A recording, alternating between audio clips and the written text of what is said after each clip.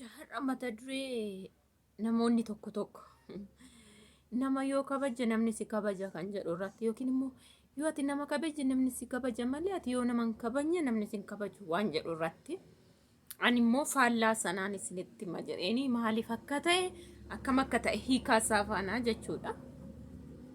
Eeyyee duratti abbootii keenya mana irraa yoo dhageenye namoonni tokko tokko kan kabajaman surumaa umurii guddina umurii qofaanu jira. Guddina ekonomii fa'irraa ka'eet kabaja kennamaaf akka malee kabajama namni sun baqa yoo inni illee sin kabajin kabaja garuu jechichi hammatti akkasii miti yeroo kanatti jechuudha akka sagalee waaqayyootti sodaattee yoo nama kabajee namaaf iddoo yoo kennite surmaayyuu gassi deebisuu barbaadu yoo namoota si kaa'uu barbaadu jechuudha jechuun ammuma garaasi argatan ammumati iddoo kennitee iddoo naa kennitee isa jedhan በነገራችን ላይ kabaja jechuun baqa haalatitti nama tokko kabajee nama tokkotti dhiyaattee wajjin jiraattee wajjin bulteedhaan tire nama sana beekuutu kabaja sii kenna. Fakkeenya ani yoo nama tokko kabajee yoo mana koos dhufe yoo halas ta'e nagaa waaqayyo gaafadhe gaarummaan itti deeme guyyaa guyyaan bifa tokko agarsiise nama tokko kabajaan jira jechuudha. Namni sun immoo isarraa hargee ofiisaafis na kabaja jechuudha. Har'a garuu sun hin jiru. Ati yoo gadi jette tokkoffaa miskiina gowwaa wayitati gadi jette gisee kana akka nama qabattee teessoo namaa kennitee gaarummaa namaa laaftee haala namaa kennitee iddoo namaa kennitee boru lamaattu sin galchan. Amma natti jechuudha. Ennaa kabajni namoota yoo ati nama kabajjee namni si kabaja jedhuufi kabajni karaa waaqayyo yoo sii kenname nama sirraan fudhatu. Ati naman kabajettee immoo nama jala fiigdee namaa teessoo kennitee akaatee dhaabattee nama teessiftee kabajni isa jechuu miti. Gaafa tokko si buusa namni sun. Gaafa tokko marcumatti waggaa 20 keessa guyyaa tokkotti si buusa. Iddoo si dhowwata. Kishmii si ciru xinnoo tokkotti si galcha jechuudha. Kabaja garuu kan namaa kennu waaqayyoodha. Yoo waaqayyo sii kenne inni guddaanis inni xinnaanis otomaatiin sudaan otomaat haalaan kennin otomaat iddoo biraan kennineef si kabaja jechuudha. Fakkeenyaan isinii kaasa namoota amma ija koonoo kan hin argu yookiin akkanumatti yeroon argu namoota waggaa 60 manatti kan galan nan arga. Ollaadhaan biyyaan haala jireenyaatiin qabeenyuma qabaatee umuriin guddaa ta'e borciidhum guddaa qabaatee nagumaa jedheetuma nama gaafatee gadum jedhee abbaan borciisuun kan daa'ima namatti galee nan beeka. Ila akkanumatti kan sumuunii kanatti kan hin galchine nan beeka jechuudha. Faallaa sana ammoo daa'ima waggaa 5, 10, 15 sinii kenna. Iddoo xixinnoo biratti miti gugurdoota biratti kabaja kan qaban nan beeka. Kanaafan waaqayyoon si kabaje malee namni si kabaje. Fakkeenya amma ijoollee waggaa 5, 10 nama kabaju akkamitti beekti? Nama kabajanii deedhanii kabaja argatanii hin argine ijoollee waggaa 15 15 kabaja guddaa kan qaban iddoo guddaa kan qaban. An argeen beekaa ijaanis mul'adheen beeka jechuudha. Kanaaf fakkeenyaaf egaa ijoollee waggaa 15 sun teessoo sii kennanii yeroo inni guddaan dhufu nooruu jedhee iddoo teessisee yookiin ulaagaa guutee fi keessummeessee ofii holitti jedhee hin beeku kana hin beeku ulaagaa akkana namaa guutus hin beeku. Garuu daa'imti waggaa ammasiillee kan kabajamte beeka jechuudha. Garuu guddaan borcii qabu sooressichi iddoo guddaa qaba namni beeree qabu yookiin hedduudha jedhan kan sumuuniitti galu nan beeka jechuudha. Sumuunii namni tuffatti daa'imni guddaan jabaan tuffate jechuudha. Dhugaa waaqa. Kanaafi warra yeroo tokko kabaja yoo ati nama kabaje namni si kabaja jedhuun fudhatee sirriis miti dhugaanis ni jira sirrii miti jechuudha. Lammaffaa ofuma iddoodhum jirtanii. Amma fakkeenya namni nani kabaje namni nani ta'eef namni nan hooleef namni nan gaafa dadhabbii isaati gaaf du'a isaati safaana rakkadhe kana jechuun mee kabaja jechuudha.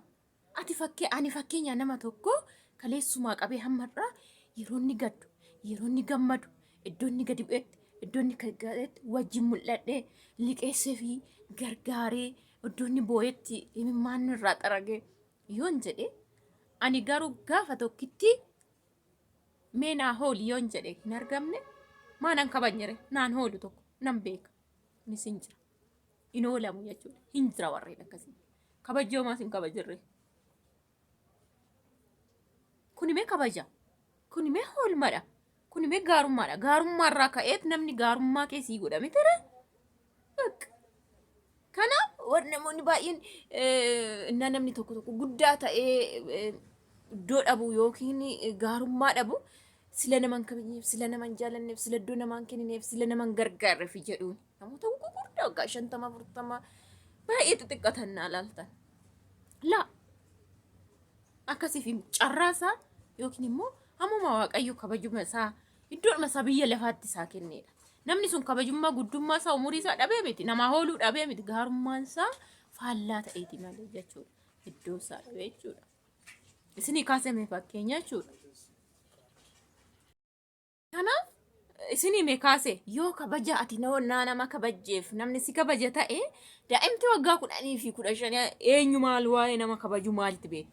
Waa'ee oolmaa namaa hooltee nama kabaju yoo nama kabajan ofii kabajamuu jedhanii beekanii maalitti beekti? Hin beektu. Garuu kan kabajamtu guutta jechuudha. Adduu nama gugurdaa kan ooltu. Inni guddaan xinnoodha kan ka'u argee jira jechuudha. Kanaaf jechichi dogoggora jechuu barbaadeen gonkumaayyuu kabaja kasii laatu nama kan birattu simboo yoo waaqni sii kenneedha. Otuma maan godhiniif, otuma hin ooliniif, otuma miituyyuu iddoo sii kennaa jechuudha. Otuma toltummoo, otuma gargaartu, otuma ol jettee ofii keetti teessoo irraa kaatee teessoo kennituufi, otuma gaarummaa badiinsa isaa irratti gammachuu isaa irratti hooltuu fi ammeenyan immoo teessoo kee kan galabbatu jira. Kabaja kee kan xiqqeessu jira. Oolmaa kee kan dhoksu jira. Gaarummaa kee kan dhoksu jira jechuudha. Kanaaf wallaallataare waliin laallatu. Gaararraa yoo sii kenname garuu ati nama kabajii nama jala gugguufi eesii kan sii kenname sirraa fudhatamu jechuudha. Sirraa fudhatamu. Kanaaf si jammar yeroo kanammoo nama kabajjee miti kanatti kabajamtu. Nama kabajjee jechuun si jammar wanti gaariin hin jiru kabajni maal akka ta'e namni hin beeku yeroo kanatti maalsaa. Waaqa sodaan hin jiru namni kaleessana nafaana ta'e jedhee si kabaje jechuun hiikaa guddaa qaba namni si kabaje yoo ati nama kabajje namni si kabaja yookiin immoo yoo namni si kabajate kabajuu qabda jechuu jedhu hiikaa guddaa qaba jechuudha. Kana of keessatti hammata jechuudha. Kabajuu jechuun gaa waan biraa miti.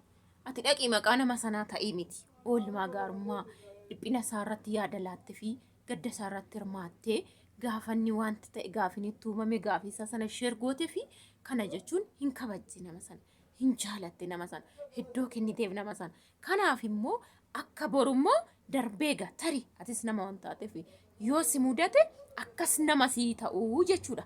Har'a garuu namni akkasii ta'u hin jiru. Oolmaan kenni gaariin fokkisaadhaan deebi'aa. Gargaarsi kennati gargaartee badiinsa sii deebi'aa. Qulqullummaan kee gadhummaa keessii deebi'aa. Waan jiru kun biyya bal'afaarraa amma yeroo kanatti biyya baradhumaa kana gonkumaayyuu isuma argitu waan biraa wanti isin argitanii jira jechuudha. Gonkumaayyuu jechuudha. Kanaaf ani si kabaje waxxee fi laattee fi iddoo irra teessiftee soofa irra teessiftee saatii qeqqernitee fi alaa borgara mannoo si gaggalbatuutte achiin kabaje sanarraa baheeti kabaje kee dhisuuf deema kanaa ta'een gola ta'een daandii ta'een jechuudha. Kanaaf namoonni tokko tokko yoo ati nama kabajjeedha namni si kabaju otoo ati nama kabajne akkamiin si kabaja kan jedhu yoo gaaraa si kabaje nyaara kee sodaate namni si kabaja yoo gaaraa teessoo si kenne namni teessoo sana sirraa fudhachuu hin danda'u akkanumaan shaam isa gamarraa malee yoo ati ila hattaan tufiiti taate dukkanooftu meeqa taate zammattee deemte kabajni kamma sinjir suruma gaarii taate siflifliffeette nama faana boochee iddoo namaa kennite maaloonni suphina sanaa qabaa sunis jetteen boronnaa caafii argate daandirraa ka'e galmeet yoo dogoggore dhugaa waaqaan dogoggorte anaa barreessame yaada kana lakki sobaa akkan akkanaan jedha anaa barreessaa yoo dhuguma ta'e dhugaa waaqaan isiniin jedha innaa akkasii anyways Mee barreessaa isin akka yaada keessanitti barreessaa hin hiranna sheer godhanna sheer walii gochuu gaarii kun waan nu barbaachisu waan keessa jiraachuu qabnu waan ta'eef jechuudha.